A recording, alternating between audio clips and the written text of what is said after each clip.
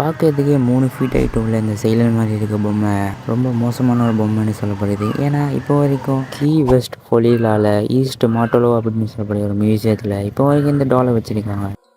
அந்த பொம்மையை 1994 கொண்டு வரப்பட்டதுன்னு சொல்லப்படுது. ஃபர்ஸ்ட் இந்த பொம்மையை ஜீன் ஆட்டோன்னு சொல்லப்படுற ஒரு பையன் தான் அந்த பொம்மையை வச்சுருக்கான். அந்த ஜீன் ஆட்டோன்னு சொல்லப்படுற பையனுக்கு அவங்க பேரண்ட்ஸ் தான் அந்த பொம்மையை வாங்கி கொடுத்துருக்காங்க. அண்ட் இந்த பொம்மை வந்து கையாலே செய்யப்பட்ட பொம்மைனால அந்த ஜீன் ஆட்டோன்னு சொல்லப்படுற பையன் அந்த பொம்மைக்கு ஒரு ராபர்ட்னு பேர் வச்சுருக்கான்.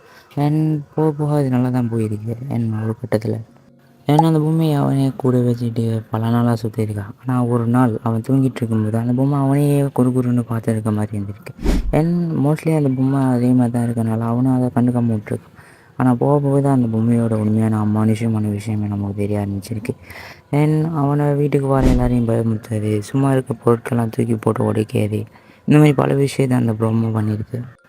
இந்த விஷயத்தை அவங்க வீட்டுக்கு வர எல்லாருமே நோட் பண்ணியிருக்காங்க. அண்ட் ஒரு நாள் அவனோட அம்மா வந்து தனியாக அவன் ரூமில் என்ன பண்ணிகிட்டு இருக்கான்னு பார்க்கும்போது அவன் பேசிகிட்டு இருந்திருக்கான். யாரோட அவன் தனியாக பேசிகிட்டு இருக்கான் அப்படின்னு போய் பார்க்கும்போது ராபர்ட்டோட பேசியிருக்கான்.